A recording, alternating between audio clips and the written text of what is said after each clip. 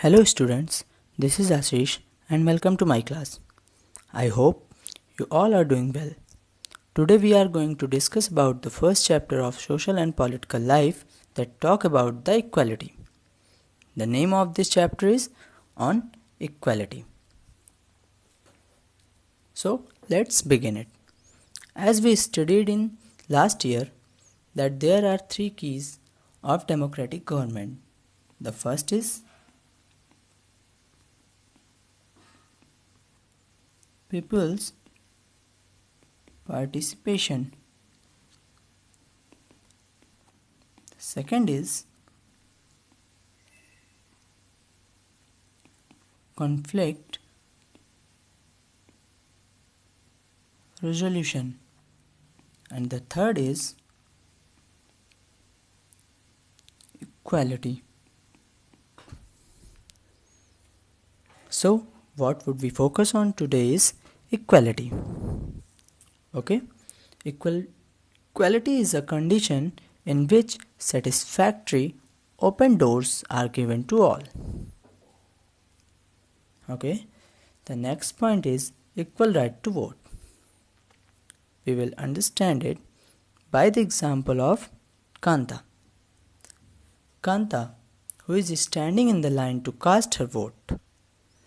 There are various people standing in line with her. We can see here.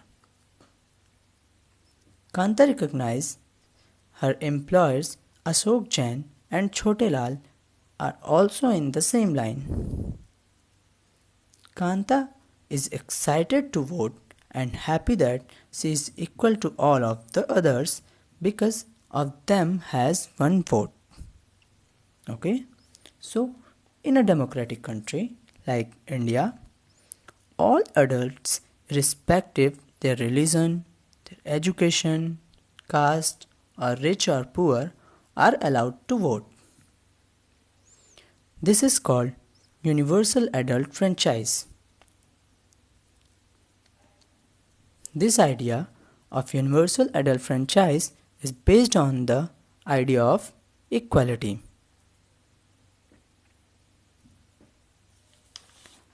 But apart from this, what is it that makes Kanta unsure?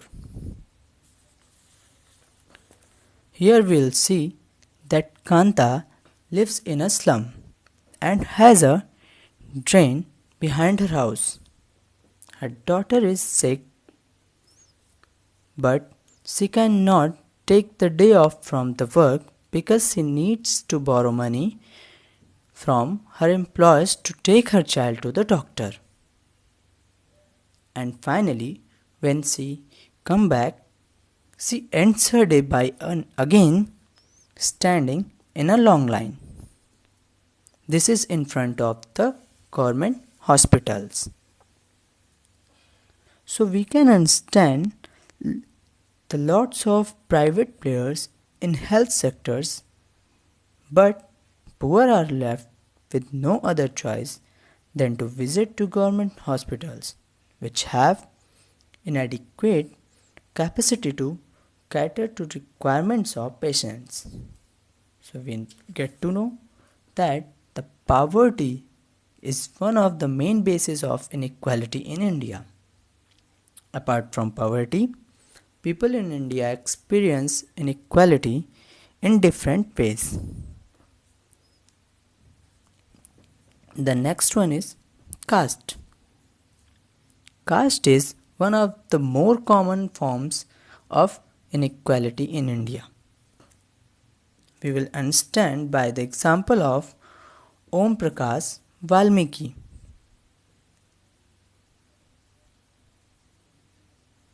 Om Prakash Valmiki, who is a famous Dalit writer. He wrote a book named Jutan. He tells that once he was punished to sweep whole school just because he was Dalit. This ended with only when his father came to school. Okay? And as Dalit, we recognize it as lower caste, and this is still face discrimination of various ways. And the second example of Mr. and Mrs. Ansari, who were searching for rented house, but no one agrees because of their caste. Okay? The next point is recognizing dignity. Here we saw the second example of Mr. and Mrs. Ansari, whose dignity of persons are treated unequally. So, when persons are treated unequally, their dignity is violated. Okay? Now, we'll discuss about the equality in Indian democracy. The Indian Constitution recognizes every person as equal. This is described in the Constitution of India between the Article 14 to 18. Okay? Now, there are several laws to see that people are treated with dignity and as equals.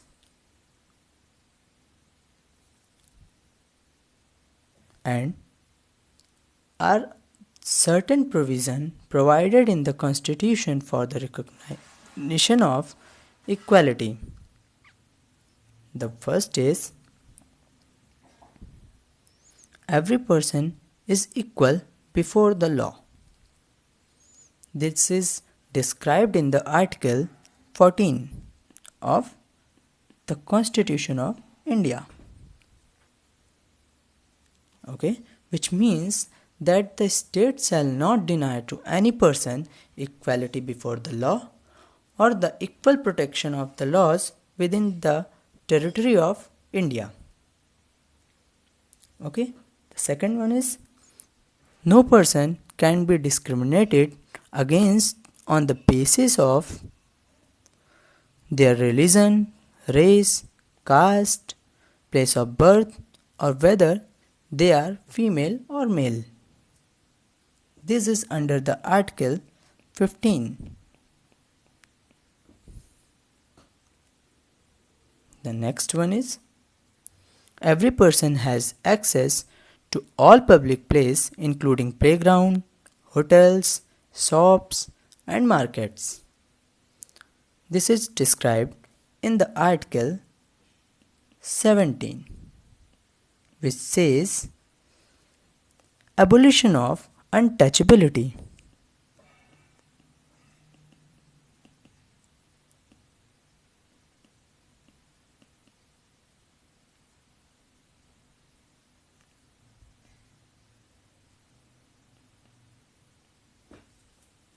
Okay.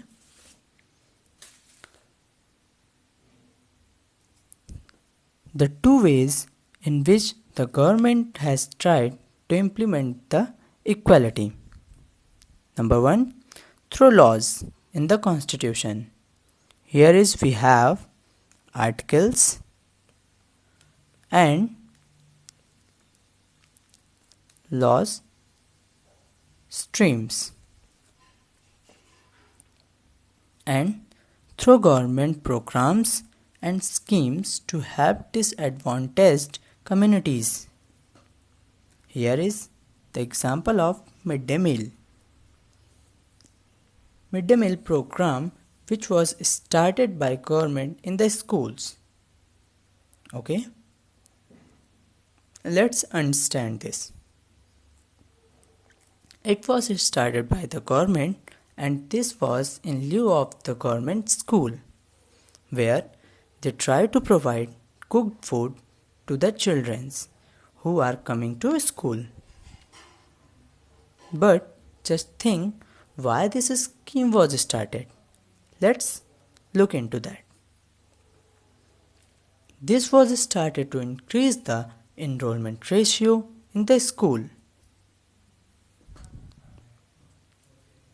Again, there was an idea that most of the students did not turn back to school after the lunch. So if you provide food to them in the school, the retention for the school hour would prolong, and after the lunch as also you would see the students who would be there in the campus. Again, the idea was the working mother. Okay?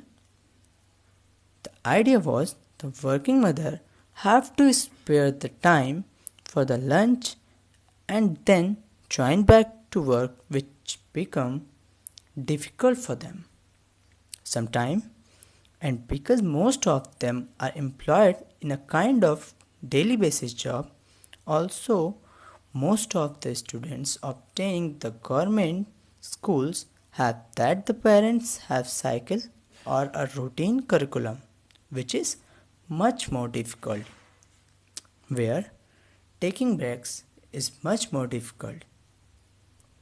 This also intends to reduce any kind of caste prejudice and provide more employment to the people, because one they cooking food in the school and the other kind of work. Okay. The next topic is issue of equality in other democracies. India is the only democratic country in which there is inequality and where the struggle for equality continues to exist.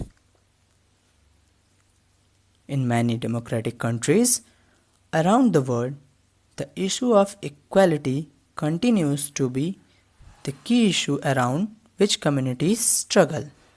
For example, in USA, the African Americans whose ancestors were the slaves who were brought over from Africa continue to describe their lives today as largely unequal. This despite the fact that there was a movement in the last 1950s to push for equal rights for African Americans. There was a woman named Rosa Parks. Rosa Parks, who was African American. She refused to give up her seat on bus to white man. This turned into civil rights movement. And then, after some time, the government passed the Civil Rights Act. Civil Rights Act in 1964. But did it end the inequality? And what are the challenges ahead? Let's see. Struggle for the recognition of all persons are equal, and the second is struggle for their dignity to be maintained. Now, we'll see the definition of some important keywords. The first is dignity. Dignity refers to think of oneself and other persons as worthy of respect. The second is universal adult franchise. It is important aspect of democratic societies. It means all adult citizens have right to vote irrespective of their social and economic background. The next is constitutional. It is the document that lays down basic rules and regulation of government in country to follow. Okay? So, the First chapter has been finished. I hope you understand the lesson. Now, we'll meet in next chapter. Stay at home for as long as then and stay healthy. Thank you.